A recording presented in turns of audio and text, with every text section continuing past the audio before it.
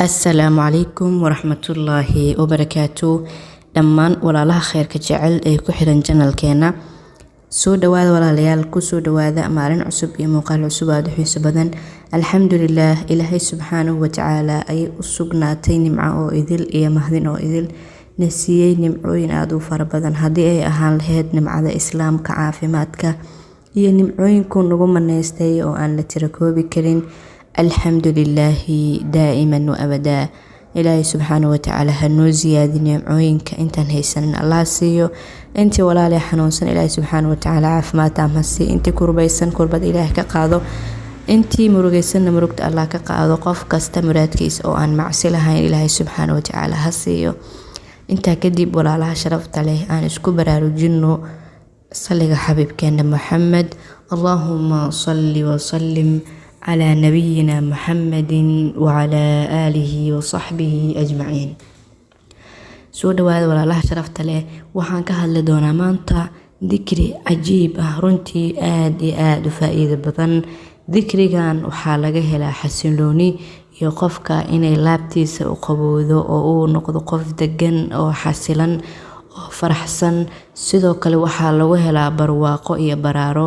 wuxuu kaloo daaweeyaa dikrigan mala xumada dadka malada xun oo mar walba ama dib igu dhacda ama sida noqdaa mar walba yacni wax xun ku fikirayo maladaas xun ayuu daaweeyaa. wuxuu kor u qaadaa dikrigan qofka kalsoonida uu Ilaahay subxaanahu wa ta'aala ku qabo iyo iimaankiisa iyo yaqiintiisa inay ziyaado qadarta Rabbi uu ku qancayana ee kororto. sidoo kale dikrigan waxaa lagu daaweeyaa cabsida iyo waswaaska qofka mar walba wax walba kan miyaad samaysay wuxuu sameeyna ka cabsanayo waxyaalaha uu sameeyay maanta dhan shakiga iyo noqoshada iyo laba shay miyaad qabatay mise saddex waxyaalahaas ayuu daawo u yahay. wuxuu daaweeyaa dhammaan xanuunada haddii ay ahaan lahaayeen sixirka iyo waxyaalahaas isha caynta ama haddii ay ahaan lahaayeen xanuunada kale dadka ku dhaca sida gaaska kaliya xanuunada kale caadiga iyo xanuunada ruuxiga iyo xanuunada jirka ku dhaca intaba waa uu daaweeyaa. Ilaahay subxaanahu wa ta'aala dikrigan wuxuu kaaga kaafinayaa shar oo idil ayuu Ilaahay kaaga kaafinayaa. waxaa lagu daaweeyaa dikrigan sixirka iyo xaasidka isha ayaa lagu daaweeyaa. jirkaaga wuxuu ka bixinayaa dhibaatada uu shaydaanka ku geystay ama il ama sixir haday ku gashay dhibaatada ee jirkaaga u geysatay ayuu ka daaweynayaa. waa dikri aad iyo aad u qiimo badan. dikrigaasna waa taaju dikri ama laa ilaaha illa allah wahdahu la sharika lah له الملك وله الحمد وهو على كل شيء قدير. لا إله إلا الله وحده لا شريك له له الملك وله الحمد وهو على كل شيء قدير.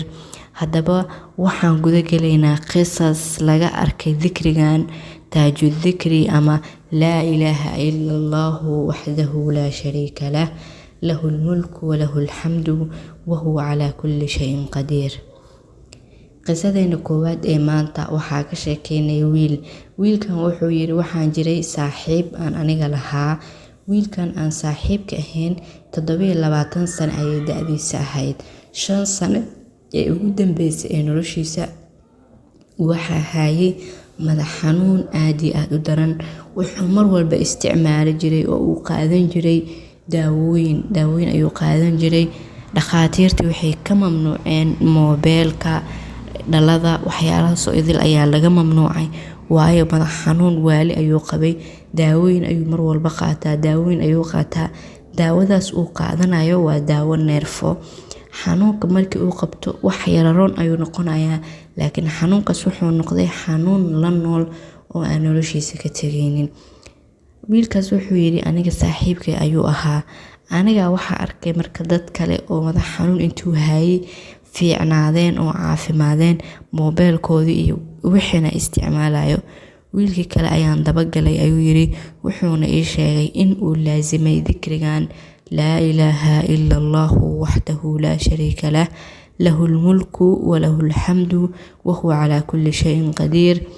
boqol mar ayaan akhrin jiray ayuu yiri maalintii. Wuxuu yiri aniga aad ayaan ugu farxay waayo saaxiibkay madax xanuunkiisa aad ayaan ula murgi jiray.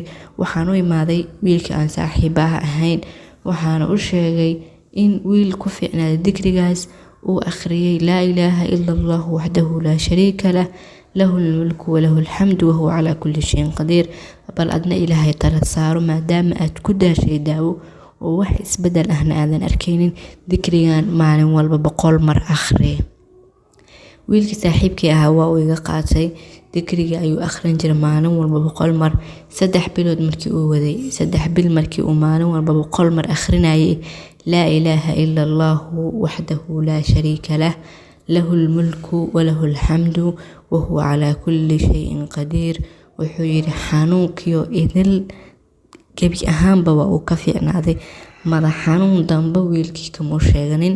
3 bil ayuu akhrinayay, daawo uma baahanin, wax kale uma baahanin. ilaahay subxaanahu wa tacaala ayaa caafiyay oo caafimaad taam siiyay. qisadeena labaad ee maanta waxay ku saabsan tahay gabadhani waxay tiri waxaan ahaa qof markii ay hurdayso ama ay seexanayso mar walba riyoon ku riyooto iyo cabsi iyo anoo la idilay iyo waxyaalo ayaan ku riyoon jiray. hurdada ayaan ka soo boodi jiray. habeen kasta waxaan ahaa dadka qarwo. marmar waxaa dhici jirtay albaabkeena iska furo. arintaas familkeena iyo reerkeena waxay ku yeesay cabsi aad iyo aad u fara badan. heer waxay gaareen albaabkii la igu soo tuureeyo si habeenkii haddii aan soo qaro aan isaga bixin. dhib weyn ayay igu haysay ayay tiri. habeen walba markii aan seexdo intaan soo kaco ayaan darbiyada garaacaya, waxaan sameynayana iskama warhaaya ayay tiri. gabadhan dadkii waxay go'aansadeen inaan ila seexanin, waayo qofka ila seexda xitaa wuxuu ka baqayaa in aan wax ku dhufto ama hurdo la'aan ay ku dhacdo. waxaan bilaabay ayay tiri inaan akhriyo habeenkii markii aan seexanayo dikrigan laa ilaaha ila allah wahdahu laa shariika lah lahu almulku walahu alxamdu wahuwa calaa kulli shayin qadiir. 100 mar ayaan akhrin jiray ayay tiri habeenkii markii aan sariirta imaado intaan seexanin ka hor. isbuuc markii aan saas sameeyay waxay tiri alxamdulillaah qaabka aan u seexday habeenkii ayaan ku soo kacaya anoo nabadeyda ah, anoo soo qarwin, anoo waxba sidaan u seexday ah ayaan subax walba soo kaca. dadkii way ila yaabeen waayo awal khayladeyda iyo buuqayga ayaa la maqli jiray. waxaana la yiri maxaa kugu dhacay maalmaha waa isbedeshay. waxaan u sheegay inaan laazimay oo aan akhriyay dikrigan laa ilaaha ila allah wahdahu laa shariika lah lahu almulku walahu alxamdu wahuwa calaa kulli shayin qadiir. inaan dikrigaas laazimay oo aan akhriyay. alxamdulillaah ilaahay subxaanahu wa tacaala ayay mahado idil u sugnaatay. hal isbuuc gudihiisa xanuunkii hurdada intuu iga qasay heer albaabka la igu soo tuureeyo oo aan iska baxo guriga aan jajabiyo dadka ila seexan waayaan. dhibaatada intaas la eg ilaahay subxaanahu wa tacaala waa uu iga dulqaaday ayay tiri. marka dikrigan taaju dikri waa daawo.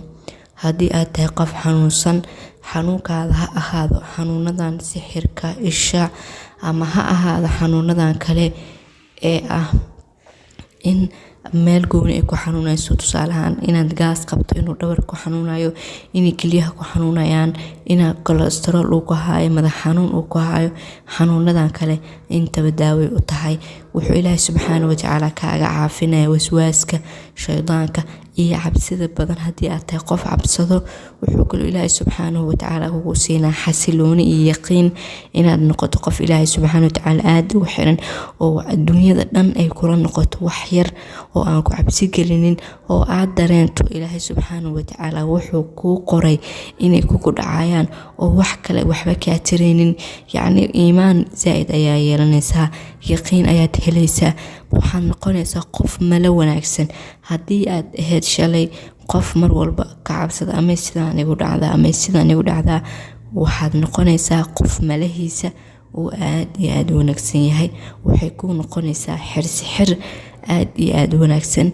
marka walaalaha qaaliga ah laga faa'iideysto dikrigan, walaalaha kalena ha loo gudbiyo. waa laa ilaaha ila allah wahdahu laa shariika lah lahu almulku walahu alxamdu wahuwa calaa kulli shayin qadiir. 100 mar ayaad akhrinaysaa biidnillaah. ilaahay subxaanahu wa tacaala waxaad ayaad ka rajeynaysaa alle subxaanahu wa tacaala وأكو سينا بإذن الله وما تنسين ولا لها خير كجعل مقالك لايك سارة سي ولا لبدن أقارو. السلام عليكم.